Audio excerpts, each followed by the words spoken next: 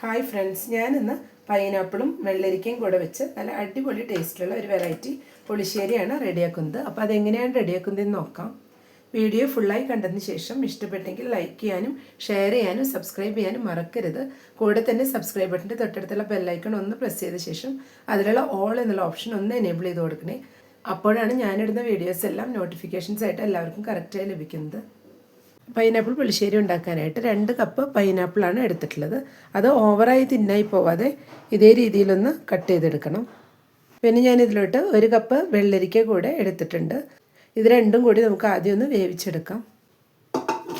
Pineapple ഇപ്പോൾ കുക്കറിലോട്ട് ഇട്ട് കൊടുത്തിട്ടുണ്ട്. ഇതിലോട്ട് 1 കപ്പ് വെള്ളരിക്ക കട്ട് ചെയ്ത് വെച്ചതും കൂടെ ചേർത്ത് കൊടുക്കാം.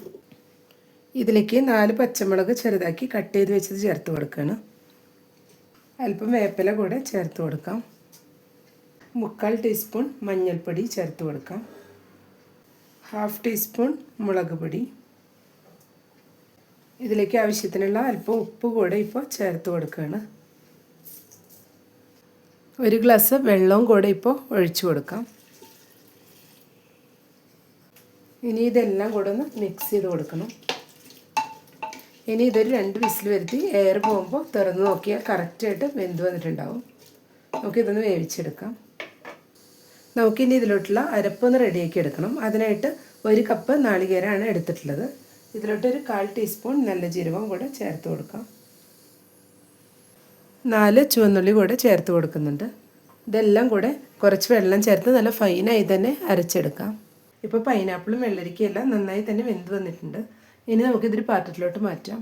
ഇനി ഇതിലോട്ട് നമുക്ക് 1/4 ടീസ്പൂൺ കുരുമുളക് പൊടി ചേർത്ത് കൊടുക്കാം. ഇതിലേക്ക് ഞാനിപ്പോൾ 1 ടേബിൾ സ്പൂൺ പഞ്ചസാര കൂടെ ചേർത്ത് കൊടുക്കുന്നുണ്ട്. പൈനാപ്പിളിൻ്റെ മധുരം അനുസരിച്ചിട്ട് നമുക്ക് ആവശ്യത്തിന് നോക്കിയിട്ട് ചേർത്ത് കൊടുത്താൽ മതിയാവും. ഞാനിപ്പോൾ 1 ടേബിൾ സ്പൂണാണ് ചേർത്ത് കൊടുത്തിട്ടുള്ളത്. ഈ കറിക്ക് അല്പം മധുരം വേണം, അതുകൊണ്ടാണ് പഞ്ചസാരയും കൂടെ ഇപ്പോൾ ചേർത്ത് കൊടുത്തിട്ടുള്ളത്. ഇനി ഇതെല്ലാം കൂടെ ഒന്ന് തിളച്ച് വരണം. ഇപ്പോൾ എല്ലാം കൂടെ ഒന്ന് തിളച്ച് വന്നിട്ടുണ്ട്. ഈ സമയം നമുക്ക് ഇതിലോട്ട് അരച്ച് വെച്ച് തേങ്ങ കൂടെ ചേർത്ത് കൊടുക്കാം.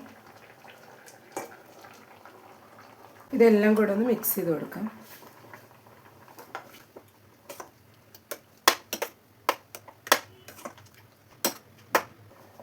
ഞാനിപ്പോൾ ഇതിലേക്ക് അല്പം ഉപ്പ് കൂടെ ചേർത്ത് കൊടുക്കുന്നുണ്ട്. ഇനി എല്ലാം കൂടെ മിക്സ് ചെയ്ത ശേഷം നന്നായി ഒന്ന് ബോയിലാക്കി എടുക്കണം. നമുക്കിതൊന്ന് മൂടി വെച്ച് കൊടുക്കാം.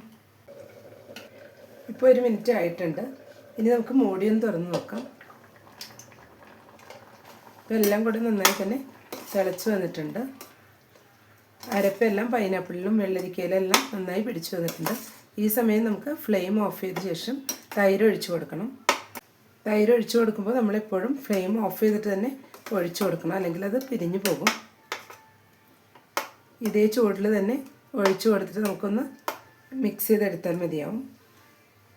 1 കപ്പ് തൈര് ഞാൻ മിക്സിയിലൊന്ന് അടിച്ചു വെച്ചതാണ് ഒഴിച്ചു കൊടുക്കുന്നത്. കട്ടയില്ലാതെ നന്നായി അടിച്ചു വെച്ചതാണ്. ഇതെല്ലാം കൂടെ ഒന്ന് മിക്സ് ചെയ്ത് കൊടുക്കാം.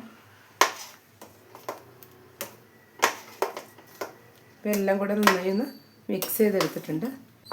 ഇനി നമുക്കിതൊന്ന് താളിച്ചെടുക്കണം. താളിക്കാനായിട്ട് ഇപ്പോൾ ഒരു പാൻ വെച്ച് 1.5 ടേബിൾ സ്പൂൺ വെളിച്ചെണ്ണ ഒഴിച്ച് കൊടുത്തിട്ടുണ്ട്. ഇതിലോട്ട് ആദ്യം നമുക്ക് 2 ടീസ്പൂൺ കടുക് ഇട്ട് കൊടുക്കാം. 1/4 ടീസ്പൂൺ ഉലുവ കൂടെ ചേർത്ത് കൊടുക്കുകയാണ്. ഇപ്പോൾ കടുക് ഉലുവയെല്ലാം പൊട്ടി വന്നിട്ടുണ്ട്. ഈ സമയം നമുക്ക് ഇതിലോട്ട് 3 ഉണക്കമുളക് കട്ട് ചെയ്ത് വെച്ചതും കുറച്ച് വേപ്പിലയും കൂടെ ചേർത്ത് കൊടുക്കാം.